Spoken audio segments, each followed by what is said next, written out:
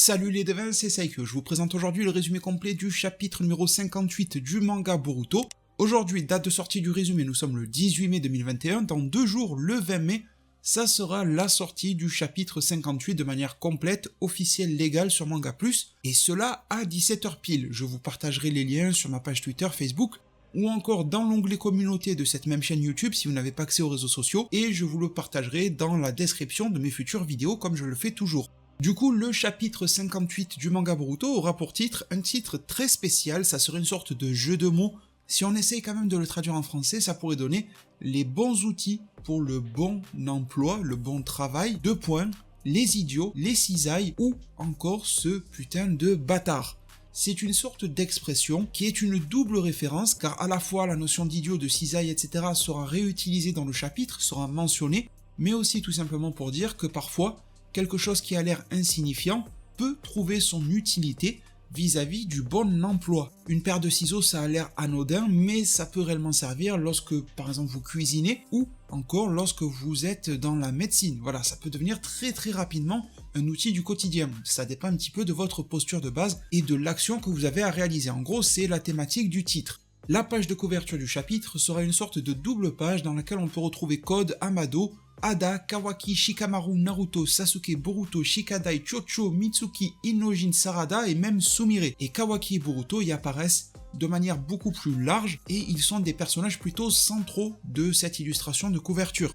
Il est d'ailleurs fait mention du fait que le manga Boruto célèbre ses 5 ans de sérialisation et on pourrait s'attendre à ce que de nouveaux projets nous soient annoncés vis-à-vis de Boruto pour célébrer les 5 ans, mais on verra bien lorsque les leaks du magazine V-Jump nous parviendront au-delà de ce résumé. Alors le chapitre numéro 58 commence par une scène entre Boruto et Naruto. Une scène qui va être extrêmement centrée autour des fameuses petites pilules que Amado a conseillé à Naruto pour que son fils, plus précisément, les prenne afin de stopper la Otsutsufication. Sauf que vous en rappelez, c'est une décision très difficile à prendre car Amado n'est pas en mesure de confirmer si oui ou non il y aura des effets secondaires. D'ailleurs, on ne peut pas se fier à 100% à Amado, même s'il disait que c'était sans risque, on ne pouvait pas le croire totalement, mais en plus, lui-même dit ne pas savoir réellement si ça aura des effets secondaires ou pas, qu'il ne l'a pas réellement créé dans le but de stopper une Otsutsufication, comme Momoshiki Boruto, mais qu'il a créé ces petites pilules dans le but de supprimer le dojutsu de type Byakugan sur notamment un Otsutsuki, et probablement que ça marcherait aussi sur un Hyuga. Et Amado, de par sa science, aurait constaté que le processus d'Otsutsufication est assez proche en matière génétique de ce qu'il se produit lorsqu'un être possède le Byakugan, et donc les petites pilules pourraient avoir un effet une pierre deux coups en supprimant à la fois le dojutsu Hyuga voire Otsutsuki, mais aussi en supprimant la présence Otsutsuki d'un corps humain qui est en train de se faire réécrire par le biais du Sokama. Cependant, en contrepartie, Amado dit bien que la cécité, la perte de la vue pourrait être un effet secondaire concernant Boruto, voire même la mort de Boruto pourrait être l'effet secondaire maximal, rien que ça. Amado et Naruto se sont mis d'accord sur le fait que c'était une lueur d'espoir ces petites pilules, mais également que c'était très risqué, mais que la décision finale revenait à Boruto. Donc nous en sommes plongés dans cette scène-là, où Boruto va devoir prendre une décision par rapport aux pilules. La scène va s'étaler un petit peu, mais au final, tout ce qui se passe à l'intérieur est assez simple. Naruto va exposer le topo que je viens de vous rappeler à Boruto en lui expliquant les points forts et les points faibles de ces petites pilules, ce qu'il y a également d'inconnu en matière d'effets secondaires, voire même de résultats, et Boruto va tout simplement prendre le bon côté des choses, un côté optimiste, et il va vouloir à tout prix prendre ces pilules. Ça sera le constat, la décision de Boruto. Il prend cela comme du positif et non pas comme une sorte de risque. Il considère qu'il est déjà les 2 pieds dans le pétrin avec Momoshiki qui l'a réécrit à 80%, voire plus désormais vu que du temps a passé. Il dit également qu'il a une très forte résolution, c'est un mot qui revient souvent, résolution, un petit peu comme le Nindo de Naruto quand il était jeune, à pouvoir aller au bout de ses objectifs, et également qu'il a une très forte résolution à mourir si jamais il le fallait à cause de Momoshiki qui est en train de le réécrire. Il s'est clairement préparé au pire et jusqu'à présent il ne voyait pas d'autre issue que le chemin qu'il était en train d'emprunter, chemin qui le menait tout droit vers la mort. Donc au final, ces pilules sont une forme de réjouissement et d'espoir pour Boruto, et de manière extrêmement surprenante, même pour Naruto lui-même, il va directement vouloir commencer à taper dans les pilules et à démarrer le traitement. Naruto va croire que son fils est un petit peu insouciant, mais non, comme je viens de vous l'expliquer, Boruto est fermement résolu, il a compris ce qu'était son destin, même sans ces pilules-là, donc il les considère comme un plus, comme une petite déviation dans le chemin qu'il a déjà emprunté, et à voir si celui-ci le mènera au même terme, c'est-à-dire à une mort prématurée, ou si celui-ci pourra le mener vers des horizons plus lumineux. C'est la philosophie de Boruto par rapport à tout cela, et Naruto, même s'il va beaucoup s'interroger sur la décision de Boruto, est-ce la bonne ou pas, malgré tout ça reste son père, et en plus c'est le Hokage, donc il doit doublement veiller sur ce cas-là, par rapport à la menace Momoshiki, plus en tant que père veiller sur son fils, mais il va finir par se rallier à la décision de Boruto, donc Boruto va commencer à taper dans les petites pilules chaque jour. En plus de ce que je viens de vous décrire, on notera deux éléments importants dans cette discussion. Naruto indique bien que ces pilules ont pour effet de supprimer la progression du Kama et de l'écriture de Momoshiki, mais qu'en aucun cas, il ne peut affirmer, et en aucun cas cela ne veut dire que le Kama va être effacé et que la Otsusufication va régresser. En gros, c'est un peu comme si tu es sur Spotify, tu écoutes une musique et tu mets pause. Mais en gros, t'as pas fermé l'application Spotify, c'est pas la même chose. Et deuxième fait important avant de passer à la suite, c'est que Boruto, lorsqu'il parle de sa résolution, dit qu'il a une résolution ferme, en particulier en matière du sceau Kama qu'il possède. Il ne détaille pas plus, il ne dit pas plus, il ne va pas plus loin, on ne sait pas quelle est sa résolution. Est-ce que c'est une résolution réellement à mourir avec? Est-ce que c'est une résolution à pouvoir en prendre le dessus par le biais de l'entraînement, comme Naruto a pris le dessus sur Kyuubi à force de l'entraînement? Mais il y a quelque chose dans l'esprit, une sorte de stratégie que Boruto veut clairement mener à bien par rapport à son Kama, ce qui pourrait aussi faire du lien avec la discussion précédente avec Kawaki, qui lui avait soumis l'idée de poser son Sokama sur le dénommé Code, pour pouvoir se débarrasser de ce cadeau empoisonné. Bon voilà, on verra ce que Boruto veut prendre comme chemin, mais ça n'est pas détaillé pour le moment. Et justement, on va avoir quelques réponses vis-à-vis de ça, on va avoir de la rencontre avec Kawaki, on va même avoir du combat assez inattendu au sein de la Team 7 vis-à-vis de Kawaki, je vous explique tout ça dès maintenant. La scène change quelques instants plus tard, la discussion Boruto-Naruto est terminée, et on en vient à une rencontre Kawaki, Mitsuki, Boruto et Sarada qui sont en train de parler tranquillement de base, ils sont vraiment en train de discuter, mais la tension va vite monter, surtout que Kawaki va demander à Boruto s'il prend les fameuses petites pilules, les fameux médicaments. Boruto répond ce que vous savez déjà, il y a un risque mais il va les prendre, etc. Mitsuki reste sans voix vis-à-vis de cette décision, tandis que Kawaki semble énervé. Kawaki demande à Boruto qu'en est-il advenu du plan sur lequel ils étaient plutôt en accord, en tout cas Kawaki l'a compris comme ça, il croyait que Boruto était d'accord avec lui, de poser un Kama sur le corps de Code. À quoi cela pourrait-il servir de prendre un médicament qui vient supprimer, qui vient mettre en pause le Kama, si on veut l'utiliser pour le poser sur Code? Et à quoi est-ce que cela sert de prendre un médicament qui va sauver mais aussi affaiblir Boruto avant la bataille contre Code? Boruto répond que ce plan n'était qu'une hypothèse, contrairement à Kawaki qui pensait qu'il l'avait plutôt accepté. C'est vrai que c'était pas bien clair dans le chapitre précédent, même si Boruto avait parlé d'entraînement au lieu de Code. Et de toute façon, Boruto dit qu'il n'y a aucune garantie que ce plan marcherait et qu'ils ne savent pas à quel point Code sera puissant au combat, et donc ils ne peuvent pas y aller comme ça, la fleur au fusil, en se disant qu'ils allaient gagner. Il se peut que Code soit un niveau tellement haut qu'il les terrasserait et qu'il n'y aurait aucune chance de poser un Kama sur lui. Donc, pour lui, il faut s'entraîner. Sarada intervient dans cette discussion, et elle trouve que Boruto et Kawaki parlent beaucoup, mais qu'en réalité ils devraient être en ce moment même en train de s'entraîner au lieu de blablater sur Code, pas Code et les médicaments. Elle veut plutôt du concret au lieu du blabla. Lors de cette scène, le groupe de jeunes de la Team 7 ainsi que Kawaki ne sont pas seuls, mais ils ne le savent pas. Ils sont surveillés en douce par Konohamaru et Naruto qui sont un petit peu observateurs par le dessus, on ne sait pas réellement vers où ils sont placés, mais ils sont au-dessus d'eux. En tout cas, les jeunes n'en sont pas au courant pour le moment, et Konohamaru, qui est responsable de la team numéro 7, se permet de faire quelques remarques à propos de Kawaki qui gravite désormais autour de la team 7, et il pense que ce jeune est problématique et qui n'est pas du tout coopératif. De retour dans la discussion entre les jeunes, ils font le constat, Kawaki lui-même, que Code sera bien trop fort pour eux, et c'est pour cela que Boruto rétorque la même chose qu'il a dit dans le chapitre précédent, ils doivent s'entraîner pour devenir plus puissants. Sarada en a marre de cette petite dispute entre les deux jeunes, elle leur crie dessus et elle leur dit vraiment d'aller s'entraîner. Elle a ce petit côté autoritaire que Sakura avait aussi un petit peu dans sa jeunesse, sauf que Kawaki ne se laisse pas faire, il rentre au conflit avec Sarada, il l'insulte, il lui dit en plus de fermer sa bouche et la tension monte de plus en plus. Sarada devient très énervée et elle dit à Kawaki qu'ils sont en train de s'entraîner vis-à-vis du contrôle du chakra. En gros, Sarada ne veut pas zapper les bases de l'entraînement ninja, elle veut faire ça proprement en ancienne,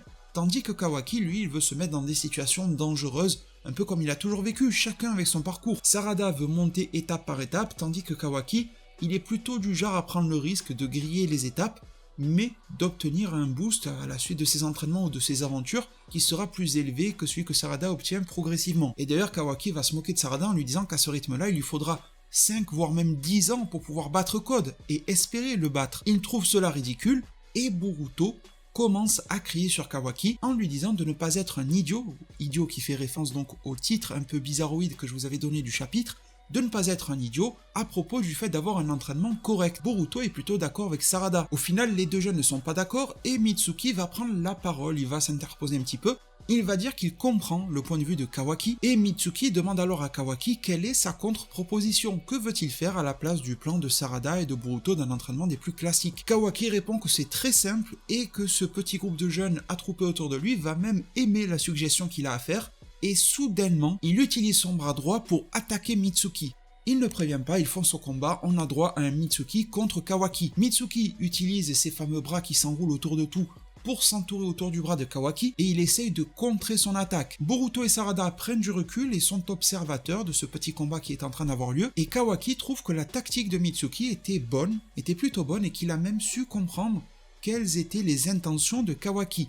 Mitsuki répond que ses intentions de stopper la parole et d'aller au combat d'une manière frontale et brutale étaient prévisibles. Le but et le propos de Kawaki est juste de se mettre en situation réelle de combat, de se battre et cela va être un entraînement. Il n'y a pas forcément de technique, de méthodologie ou quoi que ce soit comme on peut le voir souvent chez les Uchiwa par exemple, comme il y a une méthodologie à l'entraînement de Naruto pour le Futon Rasen Shuriken. Mais là, Kawaki veut faire du combat, c'est comme ça qu'il a toujours vécu en situation réelle, et il veut s'améliorer de la même sorte. Mitsuki ne voit pas d'inconvénient à se lancer dans ce combat, et il pense que ça peut être un bon type d'entraînement aussi.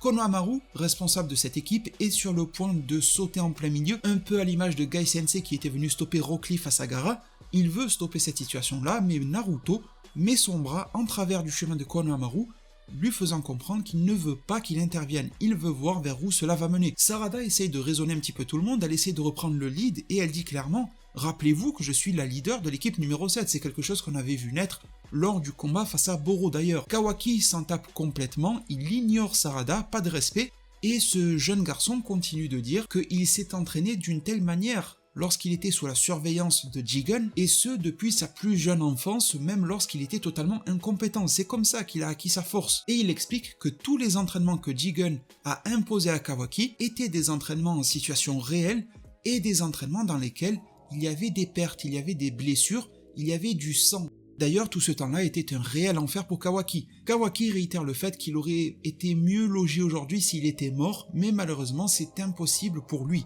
Kawaki va même dire qu'il a fini par se dire qu'il en avait marre, qu'il était fatigué de voir la tête de ce putain de bâtard, donc ça fait référence encore une fois au titre du chapitre, et qu'il a alors voulu engranger tout le pouvoir possible pour pouvoir tuer ce mec de ses propres mains. C'est en remplissant son cœur de cette émotion-là qu'il est devenu plus puissant, ça a été sa méthode. Pour reprendre sur le combat, Kawaki va nous faire une piccolo, il va se détacher le bras qu'il avait transformé là, qu'il utilisait pour se battre face à Mitsuki. Il va se retrouver sans bras, puis ensuite il va le reconstituer pour attaquer Mitsuki à la suite. Donc en fait, le Mitsuki enroulé autour de son bras, etc., ça a perdu du sens vu qu'il se l'est décroché lui-même. Et ça fait sens avec ce que Kawaki vient de dire, il y a du sang lorsque l'on veut faire un bon combat d'entraînement. Mitsuki, malgré tout, malgré l'effet de surprise, continue d'esquiver les attaques de Kawaki et Sarada continue de crier sur lui en lui disant de s'arrêter et qu'il n'est qu'un idiot, encore en référence au titre, et que cette manière de s'entraîner est beaucoup trop extrême. Kawaki n'en a que faire de Sarada, il lui dit de fermer un petit peu sa bouche et il lui demande même si un ennemi réel tel que Code attendrait, blablaterait, ou plutôt serait-il dans l'attaque extrême et brutale comme Kawaki est en train de le faire. Kawaki d'ailleurs va le lui prouver en s'attaquant à Sarada, attaque qu'elle va arriver à esquiver et elle va contrer avec une énorme boule de feu. Kawaki va transformer son bras en une espèce d'énorme bouclier pour pouvoir stopper la boule de feu et une fois celle-ci encaissée, Kawaki va émerger de l'effet de fumée qui s'en dégage, bien sûr en courant à toute vitesse, et Sarada va lui envoyer de multiples shurikens sur lui. On a l'impression que ces shurikens d'ailleurs sont passés au travers de son corps, on ne comprend pas trop encore la scène, et Boruto, lui, semble un petit peu apeuré, choqué par cette scène. Il remarque que les attaques de Sarada sont pas des attaques pour blablater. Elle est plus dans l'intention de tuer que dans l'intention de s'entraîner. Elle est devenue très sérieuse. Au moment où l'on se demande ce qu'il advient du corps de Kawaki, il disparaît tout simplement et il réémerge, il réapparaît juste derrière Sarada pour la frapper avec son bras qui a été transformé en cisaille, nouvelle référence au titre, la fameuse cisaille. En fait, Kawaki a utilisé une nouvelle fois le fameux Kagebunshin no Jutsu, le clonage. Boruto arrive à ce moment-là avant que le pire ne survienne entre Sarada et Kawaki et il bloque l'espèce d'épée de Kawaki de cisaille avec un kunai. Boruto dit que ça va trop loin, il lui demande d'arrêter et insulte même un petit peu Kawaki. Kawaki rétorque que ce n'est que de l'entraînement, ce n'est pas comme si quelqu'un allait mourir ici, alors qu'il est quand même en train d'essayer de planter Sarada avec un énorme couteau. Boruto demande pourquoi Kawaki en fait tant, pourquoi est-ce qu'il veut rentrer dans l'entraînement si tôt, et surtout pourquoi il veut rentrer si fort. Sarada dit à Boruto d'arrêter d'essayer de parler, de raisonner Kawaki, qu'il va falloir le raisonner à l'aide de la force brute. Et Boruto dit à ses collègues, Mitsuki et Sarada, de ne pas interférer, il veut se taper en 1 contre 1 face à Kawaki. Ce qui va se passer, c'est que le gagnant de ce combat, Boruto Kawaki, indiquera et ordonnera la manière de s'entraîner. Boruto va suivre Kawaki dans ce combat en situation réelle avec des conditions extrêmes, il va jouer le jeu, mais si Boruto gagne, ils pourront suivre un entraînement un petit peu plus classique comme ils le désirent, tandis que si Kawaki gagne, ils finiront par lui obéir et donc s'entraîneront avec ses méthodes des plus extrêmes. Pendant ce temps, Konohamaru et Naruto sont toujours observateurs, mais ces deux derniers semblent bien plus inquiets qu'auparavant par rapport à la tournure de ces événements entre ces petits jeunes qui sont en train de s'exciter un petit peu sous leurs yeux. Alors je pense que là vous êtes bien chaud vis-à-vis du fait d'avoir de l'action, et de l'action vous en avez. On en arrive à Kawaki contre Boruto. Les deux se prennent un petit peu pour Goku et Jiren au tournoi du pouvoir, ils marchent l'un vers l'autre, et vont faire un espèce de tête-tête pour se défier du regard, et tous les deux vont s'envoyer un bon coup de poing, chacun mutuellement, en plein dans la face, en pleine poire, dans le visage. Sauf que Kawaki a l'avantage de pouvoir modifier son bras, il va essayer de l'étendre pour atteindre Boruto, Boruto lui va esquiver par le biais d'un saut, et il va créer 2 Kagebunshin, 2 clones, et il va aller au Taijutsu face à Kawaki.